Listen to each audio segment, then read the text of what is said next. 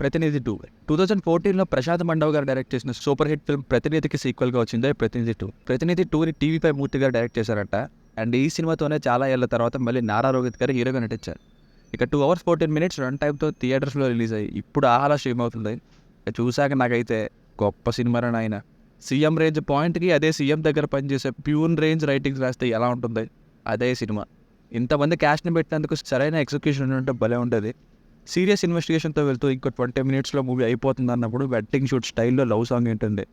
Second హాఫ్లో interest అని silly and logicless investigation చూసిన తర్వాత అర్థమైంది రొటీన్ సీన్స్తో నింపిన ఫస్ట్ హాఫ్నే కొంచెం పర్లేదు. ప్రతినిధి 2 అని కాకుండా టైటిల్ మార్చి పెట్టాల్సింది. నా వరకు ఈ సినిమా మధ్యలో పర్లేదు అనిపించినా సరే కంప్లీట్గా అన్ఇంట్రెస్టింగ్గానే ఉంది. లాస్ట్లో థర్డ్ పార్ట్ అన్నట్టుగా ఒక లీడ్ని చాపేశారు. అది అవదమ్మా. ఇలాంటి ఒక సోషల్ ఇష్యూతో కూడుకున్న సబ్జెక్ట్ ఉన్నప్పుడు అంతే ఎమోషన్ ఉండాలి.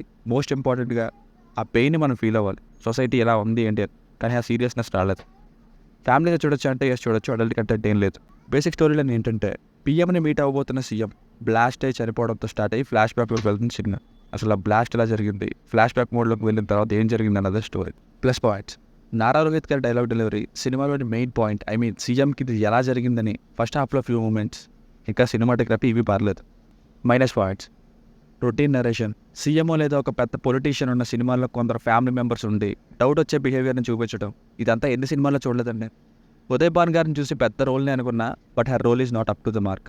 ఇంట్రొడక్షన్ సీన్ ఓకే, ఆ తర్వాత కాసేపు వచ్చే ఆ పోలింగ్ సీన్, దూరంగా ఉన్న పవర్ఫుల్ జర్నలిస్ట్ అయిన హీరోని తిరిగి తీసుకొచ్చే సీన్ ఇక్కడ వరకు పర్లేదు. ఆ తర్వాతే అసలు వేద. సెకండ్ హాఫ్లో ఇన్వెస్టిగేషన్ అయితే అసలు స్క్రిప్ట్లో ఉంది కాబట్టి అలా తీయాలన్నట్టే ఉంది తప్ప ఫీల్ అయిన ఆ సస్పెన్స్ కాసేపటికే పోయింది.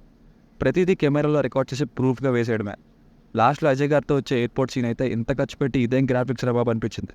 కంప్లీట్గా అన్ఇంట్రెస్టింగ్ ప్రొసీడింగ్ సెకండ్ హాఫ్లో మెయిన్గా. మ్యూజిక్ కోసం ఎంత తక్కువ మాట్లాడితే అంత మంచిది.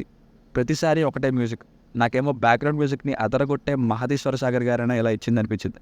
సినిమాటిక్ లిబర్టీతోనే సీన్ స్టార్ట్ అవుతాయి and moreover so many familiar సీన్స్తో. సో ఫైనల్గా మూవీ వర్డిక్ట్ ఏంటంటే నా వరకు ఇంటెన్షన్ బాగున్నా సరే బోరింగ్ అండ్ అన్ఇంట్రెస్టింగ్ ఎగ్జిక్యూషన్ మాత్రం ఏం వర్కౌట్ అవ్వలేదంటే. దానికి రేటింగ్ వచ్చేసి ఇది నా ఒపీనియన్ 2.25.